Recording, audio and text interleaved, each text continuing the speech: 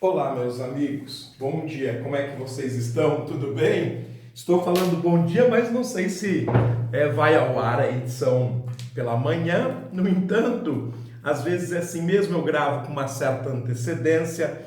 Por vezes pode acontecer de existir aí um probleminha. Eu estou gravando na sexta-feira, 12 de julho de 2019.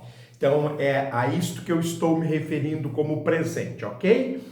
E nós vamos fazer 3 reportagens, como de hábito, né?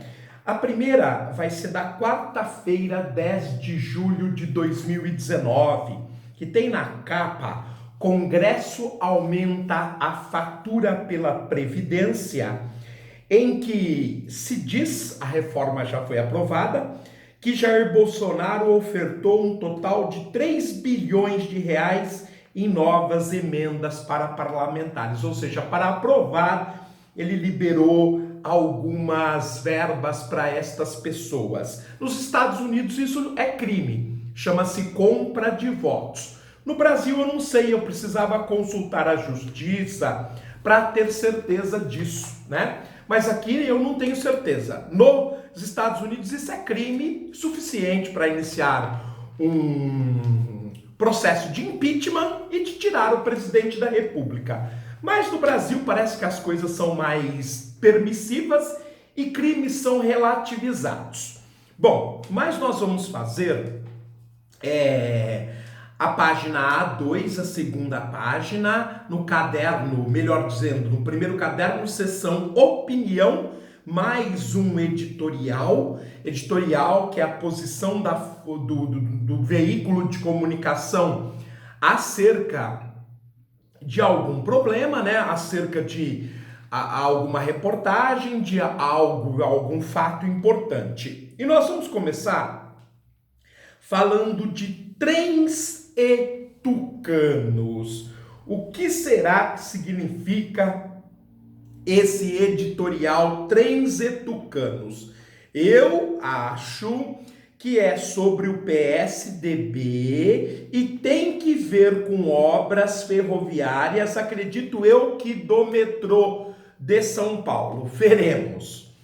O Conselho Administrativo de Defesa Econômica, o CAD, esse conselho é um órgão que ele existe para evitar digamos, os problemas de concorrência. Em tese, no mercado, sobretudo capitalista, deve haver livre concorrência, não protecionismos, propinas para não ser fiscalizado, proteção da justiça, e aí aqueles problemas típicos do mercado. Quem tem mais dinheiro domina o mercado. Monopólio, oligopólio, cartéis. Se você quiser saber tudo o que é isso, é só ir lá na playlist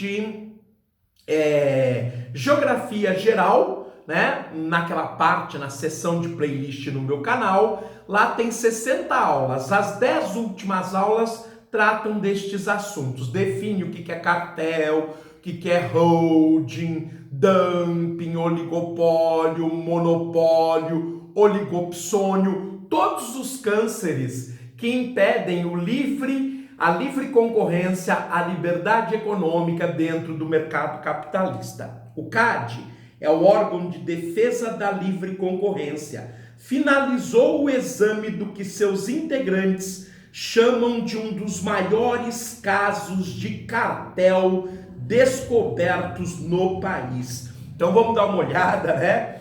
No que o CAD, o Conselho Administrativo de Defesa Econômica, descobriu nas suas investigações acerca deste grande crime chamado cartel.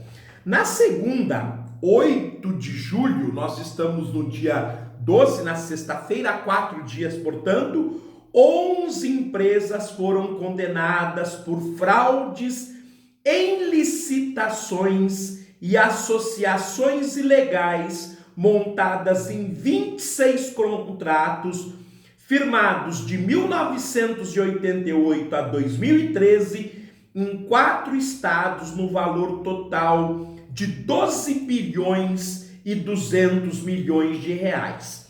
Mas isso então é mais do que um cartel, isso é uma quadrilha. já que eles agiram durante 15 anos, de 1998 até 2013. 15 anos agindo impunemente, fraudando 26 contratos num valor superior a 12 bilhões de reais. Mas aqui diz no texto que houve fraudes em licitações. Ora, se houve fraudes em licitações, é óbvio que o governo participou, porque o governo que é responsável por abrir essas licitações para poder contratar uma empresa ou um conjunto de empresas para realizar uma obra. Para isso, inclusive, ela envia as cartas convites e recebe em troca as cartas propostas. Agora, o curioso é o seguinte: como é que eles se integraram, ficaram sabendo dos valores e ofereceram valores menores e ganharam a concorrência? Porque dentro dos governos havia quem os informava da concorrência, do valor cobrado pelas obras dos concorrentes. Então, era uma livre concorrência de faz de conta. Este crime chama-se informação privilegiada. Isto é um crime, gente, e é cometido no Brasil por várias pessoas, às vezes dentro da justiça. Um processo que corre em segredo de justiça, um escrevente, ele informa a população daquilo que está acontecendo, das investigações, inclusive, coisa que só o cliente e o seu advogado deveria saber. Olha só, chegando a vizinhança a comentar o caso.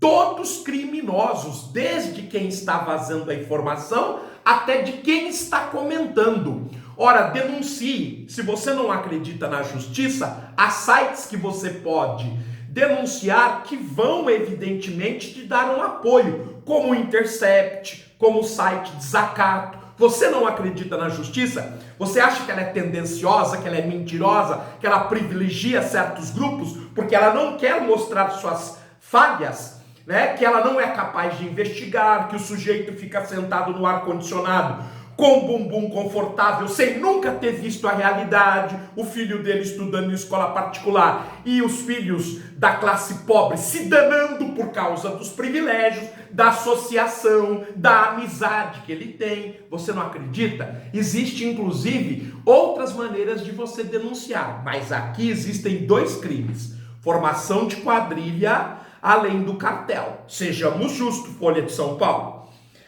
São Paulo, com 93% da cifra desviada, se destaca no grupo pelas irregularidades em obras metroferroviárias. Nossa! Quem é que governou o estado de 1998 a 2013 e permitiu esses dois crimes?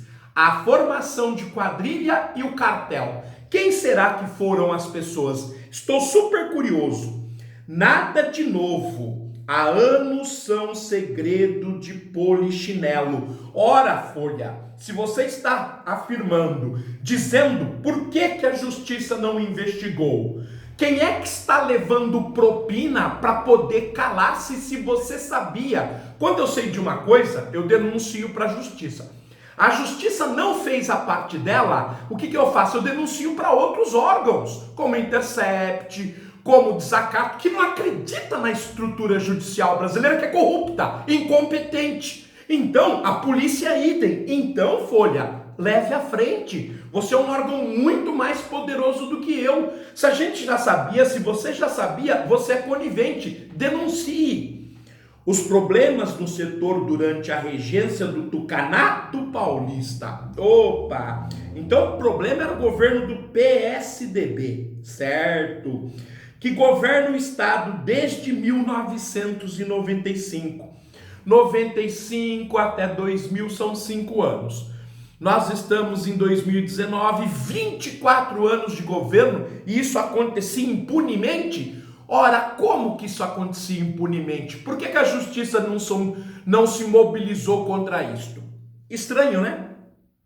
Excetuando breves interregnos do PFL e do PSB em 2006 e 2018, respectivamente. Mas eles governaram porque os governadores, os responsáveis, os titulares pelos cargos, se licenciaram para poder concorrer às eleições. Então, praticamente, pode-se dizer que são 24 anos contínuos. Em 2010, a Folha havia feito a primeira grande revelação do caso, apontando uma licitação combinada na linha 5 do metrô paulistano. Ótimo, cumpriu seu papel. Mas por que não levou adiante? Onde emperrou? Fala pra gente onde emperrou, pra gente noticiar, pra gente te ajudar. Fala pra gente quem é ou quem eram os responsáveis, os órgãos, as pessoas, os cargos responsáveis por não levar adiante esses dois crimes: formação de quadrilha e cartel. Bom, gente, nós vamos ficando por aqui, vamos trocando a reportagem, mas nós voltamos, evidentemente, na próxima edição a falar sobre o assunto. Agora a gente vai trocar falando do jornal da quinta-feira, 11 de julho de 2019, em que houve a vitória do governo em relação à aprovação da Previdência. Eu não vou falar mais sobre esse assunto, eu gravei uma série de programas, vocês sabem a minha posição, a posição do canal, a posição do jornal. Eu só queria lembrar o governo federal que vocês, assim como Michel Temer, renovaram para os empresários brasileiros 314 bilhões e 200 milhões de benefícios, de isenção fiscal, para que eles investissem mais no país e gerassem empregos. Com essa isenção de praticamente 314 bilhões, ao salário mínimo, pagando o imposto total, eles teriam que ter gerado 157 milhões e 100 mil empregos. E o Brasil vive uma crise econômica profunda, como a própria Folha de São Paulo e outros órgãos vêm noticiando. Então eu estou cobrando aqui de público, porque uma isenção deste tamanho para gerar 157 milhões de empregos e a nossa atividade econômica está diminuindo? Eu queria saber, eu estou esperando a resposta. Eu vou falar isso até o final desse jornal, a não ser que vocês me provem que vocês têm outros interesses que a gente está revelando aqui. Bom, vamos falar novamente da segunda página do primeiro caderno, na seção Opinião. Eu vou analisar mais um editorial da Folha de São Paulo. O anterior é um editorial sobre os crimes de formação de quadrilha e cartel no governo do estado de São Paulo, PSDB, de 1998 até 2013. Neste, eu vou analisar a disputa por Hong Kong. Muito embora eu tenha feito vários programas sobre a China, um especial extenso sobre os 30 anos da Praça da Paz Celestial e mesmo os protestos em Hong Kong, eu quero analisar a visão da Folha, já que o tema não se esgotou, o tema continua e já se fala em independência de Hong Kong, como eu havia sugerido no canal. O suposto abandono da lei que permitiria o julgamento de cidadãos de Hong Kong na China continental, anunciado pelo chefe de governo Carrie Lam na segunda, 8 de julho, está longe de acalmar os espíritos da antiga colônia britânica. Opa, Hong Kong venceu. Depois de ter colocado 1 milhão de pessoas na rua há cerca de um mês, eles conseguiram impedir a extradição de pessoas que cometeram um crime em Hong Kong para ser julgado na República Popular da China. Parabéns pelos protestos. É assim mesmo. Mesmo assim, Hong Kong, que vem protestando contra a China desde 2014, na famosa rebelião de guarda-chuvas, eles ainda não estão satisfeitos. E por quê? O movimento, por outro lado, indica que Pequim manteve o sangue frio após manifestantes invadirem o parlamento da região autônoma em 1º de julho, quando celebravam-se os 22 anos da devolução do território que havia sido tomado por Londres em 1842. Pessoal, sobre a história de Hong Kong, eu a conto num dos especiais que eu fiz sobre esse protesto, ou também nos especiais que eu fiz sobre a China. Você pode ir na playlist aqui no canal, em China, ou em Extremo Oriente, ou mesmo no Jornal do Masa. Em China vai ser mais rápido, tem menos vídeos, e você pode consultar essa história, eu não vou refazê-la aqui no momento. Desde 1997, Hong Kong vive sob o arranjo de um país, dois sistemas. Por quê? Porque quando Hong Kong foi devolvida, Hong Kong vai aderir ao capitalismo inglês desde 1842. Portanto, quando foi devolvida em 1997, na verdade não é que foi devolvida. O aluguel de Hong Kong, que tinha vencido depois de 99 anos, não foi renovado. E a China resolveu ficar com Hong Kong. Só que até 2047, Hong Kong terá liberdade econômica total. Mas eles começaram a reivindicar também a liberdade política. E isso que está gerando o caos. Agora, por que um país, dois sistemas? Um país porque a China. Dois sistemas porque na China existe em 25% do seu território, junto ao litoral, à parte oriental, as zonas econômicas especiais, onde funciona o capitalismo. No interior, no centro e no oeste do país, 75% do território funciona o socialismo. Marcado para acabar em 2047, para Hong Kong. Em 2047, em tese, Hong Kong deverá integrar-se totalmente à China. E o pessoal de Hong Kong já está percebendo o que a China vai fazer com eles, impor seu sistema ditatorial, e eles não estão satisfeitos. Por isso, estão protestando, buscando apoio internacional e até pleiteando uma independência. É comandada pelo continente, mas em livre mercado. Liberdades individuais e judiciário independente. Isso está mudando. Então, no acordo ficou claro que Hong Kong teria certas liberdades e outras não. Mas em 2047, quem comandaria totalmente a cidade seria o sistema chinês. Eles já estão se digladiando desde 2014 para que essa situação ela se modifique. A lei polêmica que levou ao início da rodada atual de manifestações em junho era apenas um passo do processo visto como inevitável de aceleração da absorção pela China. Mas está errado. A China não teria que fazer isso em 2019.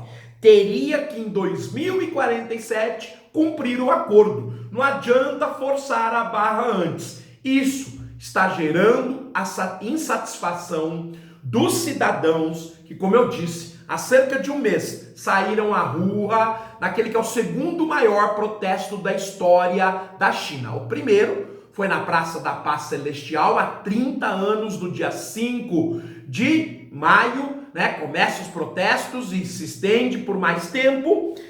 E, gente, naquele protesto da Praça da Paz Celestial foi 1,5 milhão de manifestantes às ruas em Pequim. Em Hong Kong, há cerca de um mês, 1 milhão de pessoas. Quer dizer, o segundo maior protesto da história da China moderna. De resto, expresso em diretrizes publicadas em 2014 e 2018. Diretrizes em que a China vai lentamente nomeando um governador e manipulando as eleições, tanto que hoje cerca de 2/3 das cadeiras do parlamento de Hong Kong são pró-República Popular da China. Por isso, os líderes dos protestos prometem resistência, o que deve garantir turbulência política, ao menos a eleição parlamentar marcada para novembro. Então, se confirmar esses 2/3 a favor da República Popular da China, Esses líderes resistentes que já em 2016 começaram a pedir a emancipação política de Hong Kong devem buscar apoio no Japão, em Taiwan, nos Estados Unidos, nas Nações Unidas, para se separar definitivamente da China e caminhar com seus próprios passos. Se eles pretendem ter liberdade, a liberdade dita do Ocidente, este é o único caminho. Não dá para fazer acordo com a China, porque ela vai se impor, ela vai comprar as eleições, e aí, meu amigo, aí não tem o que fazer. É bom para o mundo, observe-se que Pequim tem as suas excentricidades políticas e econômicas, postas à prova de tempos e tempos. Claro que é bom para o mundo, é altamente vantajoso para o mundo. O mundo se incomoda com a superpotência econômica, política, militar que a China se transformou. Então, tudo que abale esse sistema, que garanta essa liderança chinesa para o mundo é interessante, ok? Isso eu deixei muito claro nas reportagens que eu fiz sobre a China.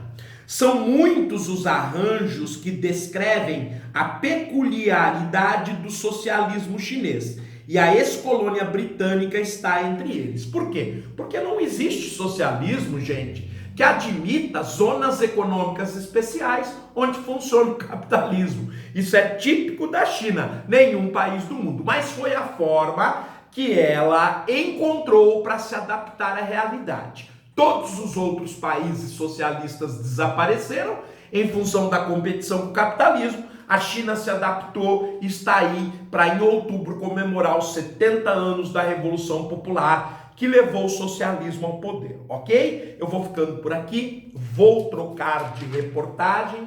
Então, nós fizemos uma reportagem da quarta, 10 de julho, da quinta, 11 de julho, e faremos também uma reportagem sobre a sexta-feira, 12 de julho, Folha de São Paulo, edição 32.972, Bolsonaro vai indicar filho para a embaixada nos Estados Unidos, a reportagem de capa. Se não me engano, nas democracias, e eu acho que o Brasil não é uma democracia, quando um líder do executivo indica o filho para algum cargo, até onde eu sei, isso é outro crime, chama-se nepotismo. Mas no Brasil, como tudo pode, como a justiça não se manifesta, então, não sei, para mim isso é crime, chama-se nepotismo. Agora, né, para o Brasil, tudo pode. Nós vamos fazer então outra reportagem do editorial, na página A2, segunda página do primeiro caderno, seção opinião. O editorial sempre ao posicionamento da Folha, do veículo de comunicação da Folha de São Paulo. A gente vai falar um pouquinho mais sobre a Venezuela. Faz tempo que a gente não faz.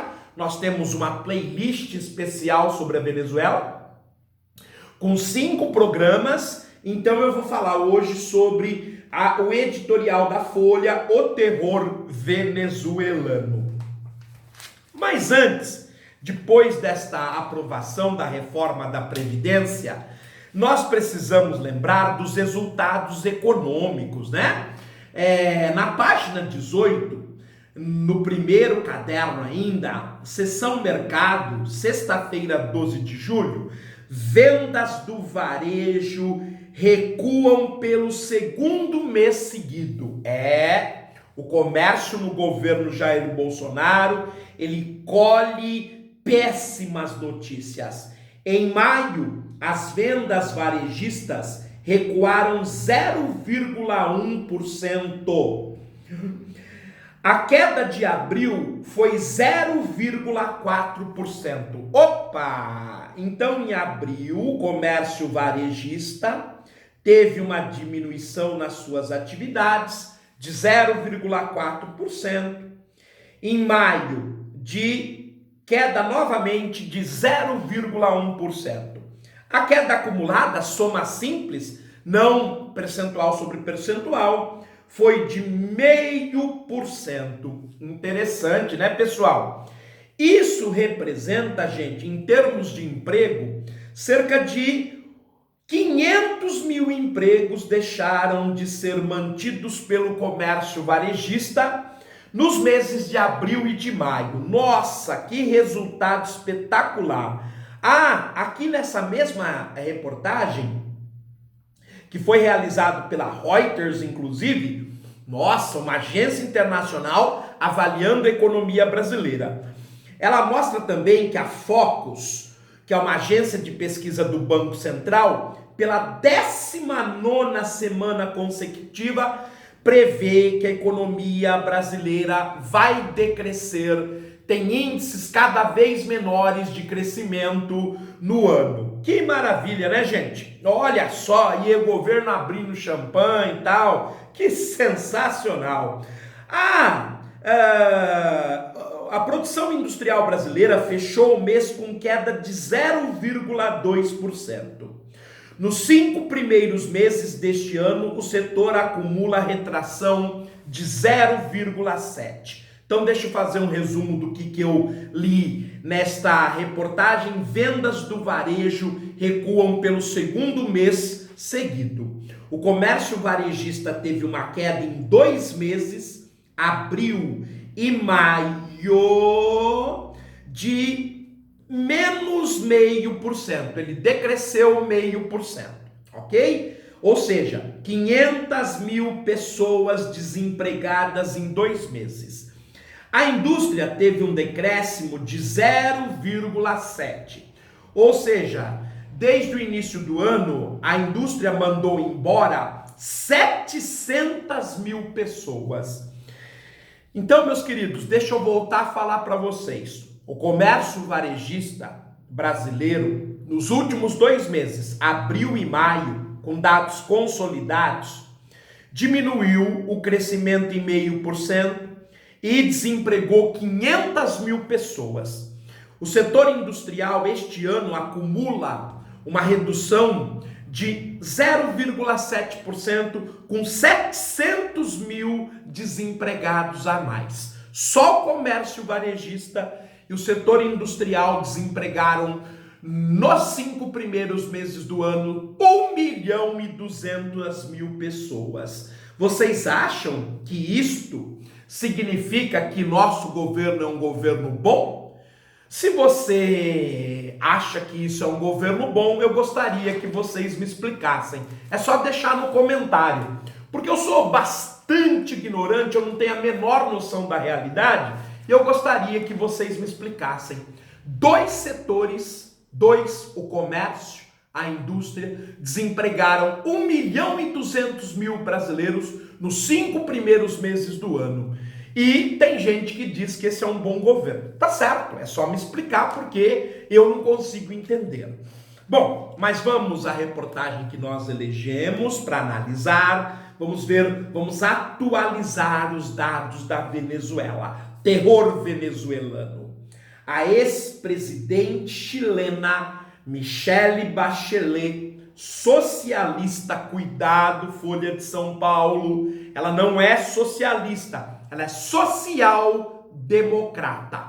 O Chile nunca foi socialista. Houve uma tentativa de 1971 até 1973 com o governo do Salvador Allende. Mesmo assim, ele estava mais para nacionalista do que para socialista. Então isso aqui é muito perigoso. Folha de São Paulo, você é um jornal que deveria formar as pessoas. Não afirme uma bobagem dessa. Gente, se vocês quiserem saber o que é socialismo, o que é comunismo, o que é capitalismo social-democrata, capitalismo neoliberal, vai lá na playlist de Geografia Geral. As primeiras aulas, quando nós começamos o canal, nós discutimos isso. Playlist de Geografia Geral, por favor.